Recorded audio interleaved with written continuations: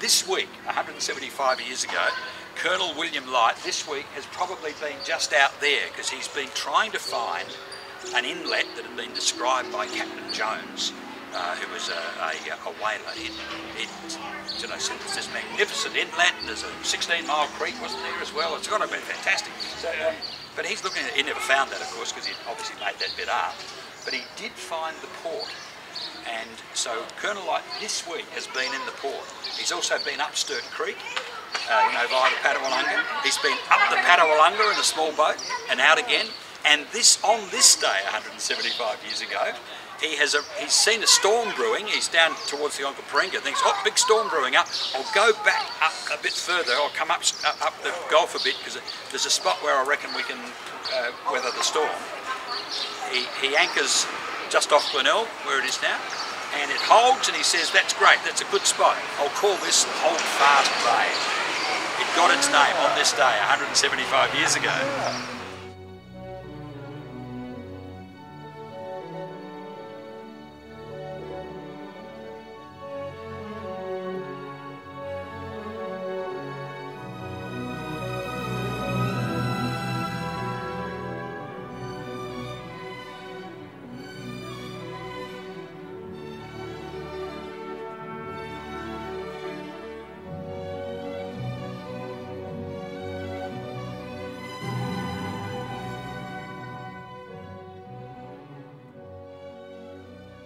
Item in the middle is called a sextant, and there was a whole sequence in the origin of those. But what they would do, there were two mirrors, or is it three? No, there were two mirrors, and you would look through an eyepiece and you would project onto the horizon through the telescopic sort of lens, and that would give you an angle and a fixed point, which was the horizon. And you would look over your shoulder at a heavenly body through a mirror, that mirror there, and that would give you a second fixed point. That might be the sun if you did it from the moon. And for obvious reasons, you've got to look over your shoulder because you can't look directly at the sun. It might also be the moon, but the sun was the one. And you do this at noon, or what you thought was noon. And you've got two fixed points, and with trigonometry you can create a triangle and you can work out the distance. But the other very straightforward thing it does is it tells you when noon is. So you can confirm when noon is because the sun is directly above it. And if you know when noon is, that gives you an important bit of information, because you can carry this chronometer.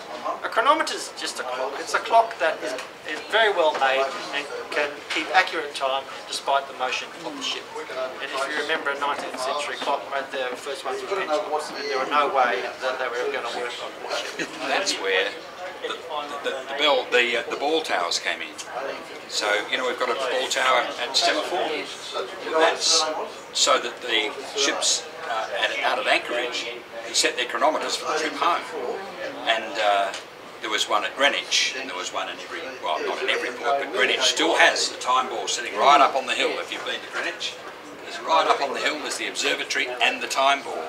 And there's a connection with South Australia and the Greenwich time ball because the young Charles Todd, who became our Postmaster General and who drove the Overland Telegraph in the 1870s, he was the keeper of the time ball at Greenwich and in the Strand.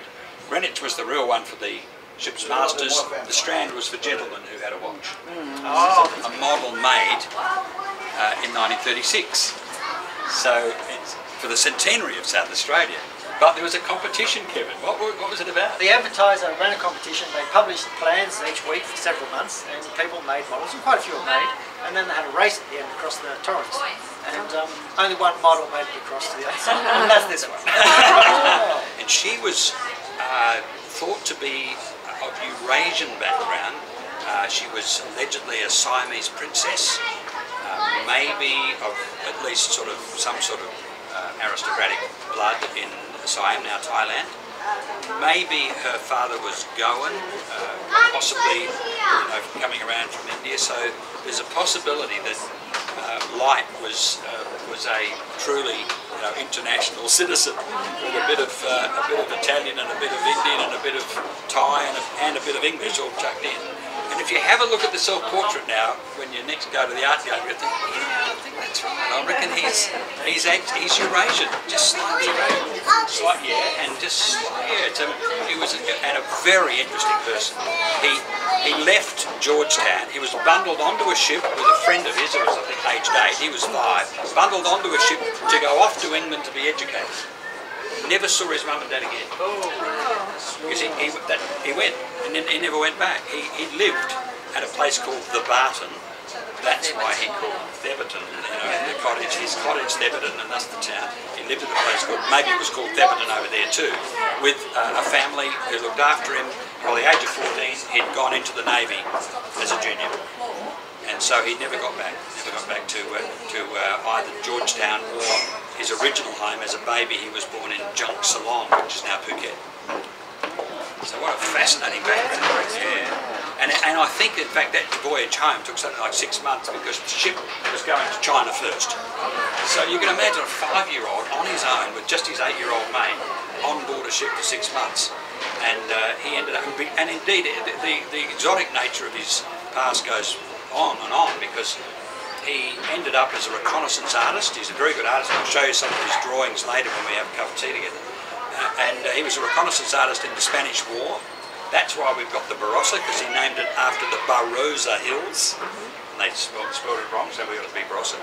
So he'd spent time in Spain. He'd spent time with Wellington, and in the couple of years just before he came here, he was up for the job of governor and in fact recommended, but Hindmarsh got in front of him, and thus he got the Surveyor General job. But he was doing a job for the English Navy, taking ships from England out to Egypt. So what a background. And for a couple of years before that, because he was married to a lady of independent means, they swanned around the Mediterranean on a ship called the Gulnare. That's the name of the town in the mid-north, and they just did what gentlemen and women did. They just visited lovely Roman ruins and ate lovely food and drew things, he did lovely sketches of them. That's the life of the